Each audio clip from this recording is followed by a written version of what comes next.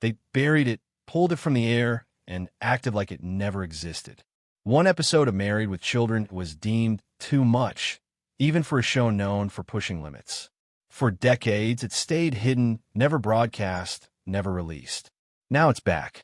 What made this episode so extreme that it couldn't air in the 1990s? Why did it cross a line that even the network wouldn't tolerate? This is the lost episode they tried to erase, one that tested the limits of TV then and still raises eyebrows today. Here's what they didn't want you to see: the sitcom that broke all rules. In the late 1980s, American television was dominated by sanitized family comedies. Shows like Full House, The Cosby Show, and Family Ties painted portraits of loving, well-adjusted families facing minor struggles that were neatly resolved in 22 minutes. It was a formula audiences were used to, but it was also one that many were beginning to tire of. Enter Married with Children, a gleefully subversive sitcom that did more than break the mold. It torched it, danced on the ashes, and handed viewers something they'd never seen before. Premiering in 1987 on the then-fledgling Fox network, Married with Children flipped the American sitcom on its head. Al Bundy wasn't a sensitive dad trying to understand his kids. He was a bitter shoe salesman who hated his job, loathed his marriage, and constantly dreamed of the life he never had. Peg wasn't the doting housewife. She was a chain-watching TV addict who rarely cooked, never cleaned, and lived for shopping sprees.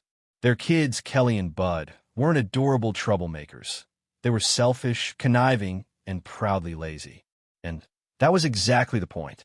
Right from the very first episode, Married with Children broadcast the clear message.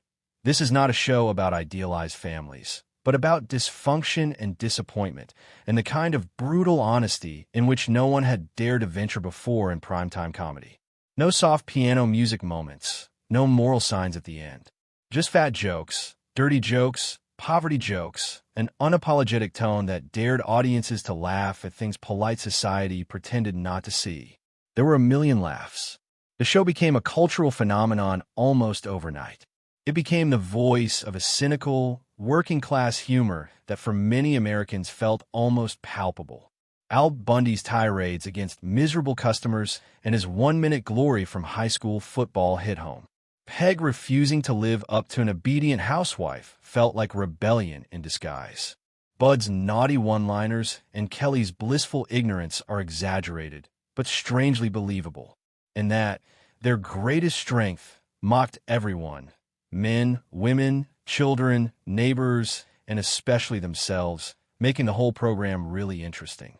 But that same sharp edge, which made Married with Children one of the most prized TV shows, is also the sharp edge that made it one of the most controversial shows on television. Critics derided it as crude and irresponsible. Religious groups protested its subject matter. Politicians spoke of it as a case in point of cultural decline. Network censors? They were always on the alert. Scripts were often flagged. Jokes were rewritten. SEQ cut. Still, every single week, Married with Children pushed the line. But a censor, a silent gauge, was secretly embedded within the show, a prohibited guilt line guarded by chaos behind the scenes. They could make innuendos about hooking up and even dirty suggestions. However, if a storyline went too real, too raw, or too uncomfortable, it would surely risk being squashed altogether. The outrage that erupted when the script leaked wasn't just about jokes. It was about what the episode exposed. The episode they refused to air. The episode was called I'll See You in Court. It was fully produced during the third season of Married with Children and scheduled to air in 1989. Cast and crew had no idea it would be different from any other outrageous entry in the series. It followed the standard formula: a little hooking up, a little scandal, a few wildly inappropriate punchlines, and plenty of Bundy bitterness. But this time, something tipped the balance. And when the episode made its way to Fox executives, alarm bells rang immediately. The plot sounded like a typical Bundy misadventure on paper. Al and Peg decide to spice up their stale love life by checking into a seedy motel for a romantic escape. What they don't know is that the motel secretly records guests through hidden cameras. Later, they discover the videotape of their night together has been viewed and possibly distributed without their consent. In true Bundy fashion, they decide to sue the motel. But instead of justice, they find more humiliation when they learn they aren't the only victims. Their neighbors, the Rhodes, went to the same motel and were recorded too. This is another courtroom drama with testaments so graphic that they step into crude misunderstanding and jokes so awkward that even devoted fans of Married with Children must wince. The show runs through the theme of intimate privacy and exploitation, but does not keep a straight face about it. It is all just slapstick from there. Yet this one came terribly close to crossing the line for the time. The subject matter of being secretly videotaped during lovemaking was not just titillating. It was loaded with legal and moral issues. A long time ago, before social media and viral leaks, when every hotel had signs proclaiming surveillance, the plot hit a nerve. Consent, voyeurism, and public exposure were topics that were seldom brought up in the TV sitcom world. This was different. Even in a sitcom where Peg regularly joked about cutting AI off, the husband was always belittling his customers. Fox was just a couple of years old as a network, still trying to claw its way into the more traditional broadcaster's fraternity. An edgy, countercultural image was the basis of its brand, but it was also heavily dependent on advertising dollars.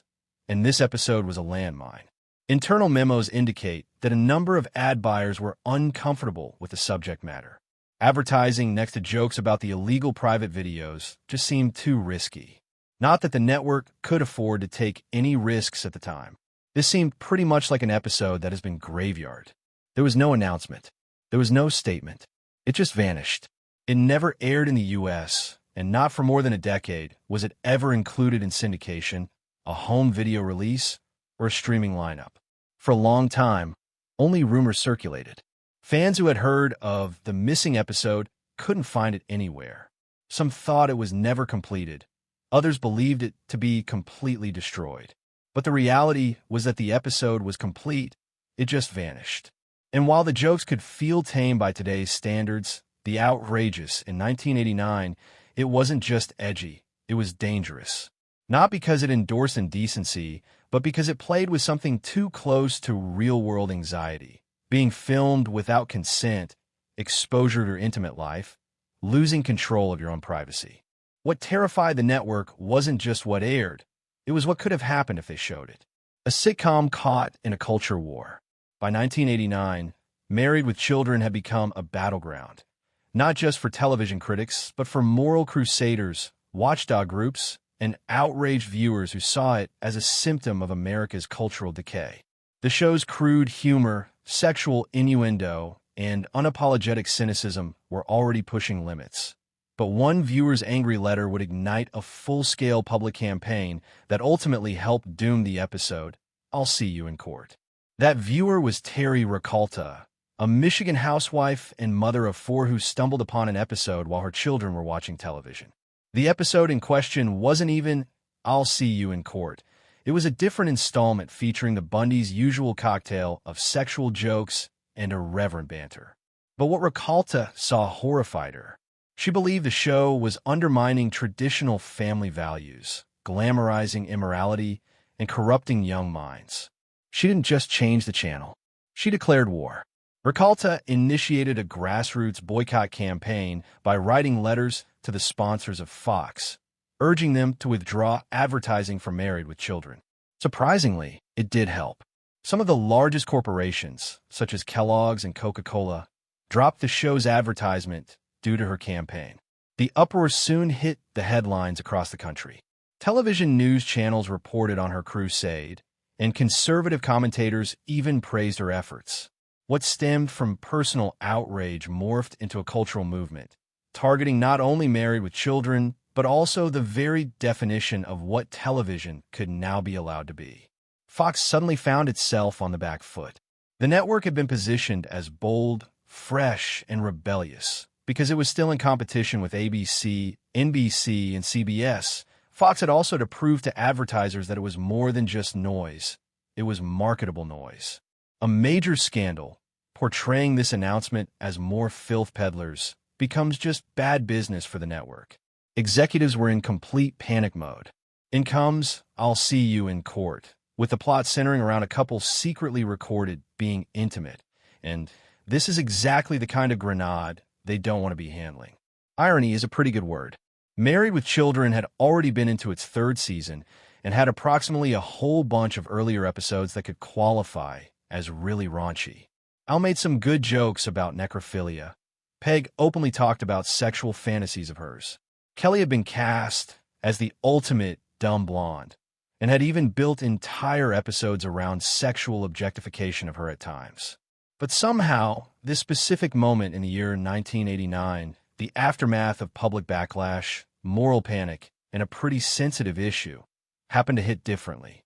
I'll See You in Court was scheduled to be broadcast in this same time frame. The episode had already been shot and was dropped into the slate before Ricolta's boycott surfaced. Instantly, every shred of Cool Risk was being re-examined. The question wasn't now whether or not it would be funny.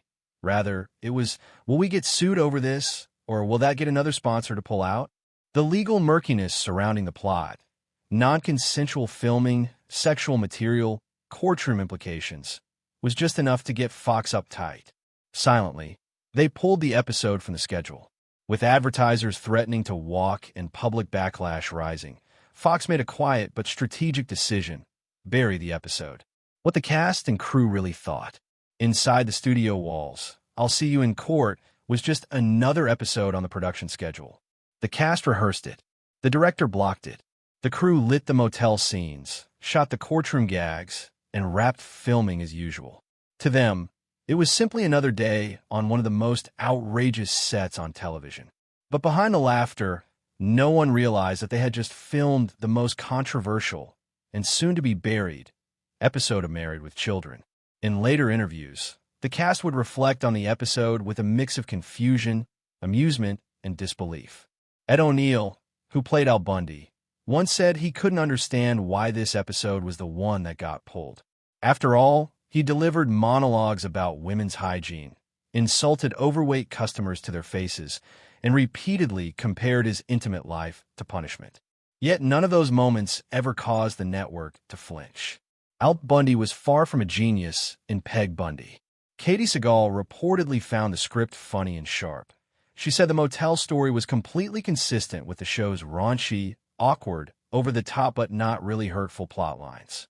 From her point of view, the idea of Al and Peg inadvertently finding themselves star performers in an unauthorized private video was perfectly absurd.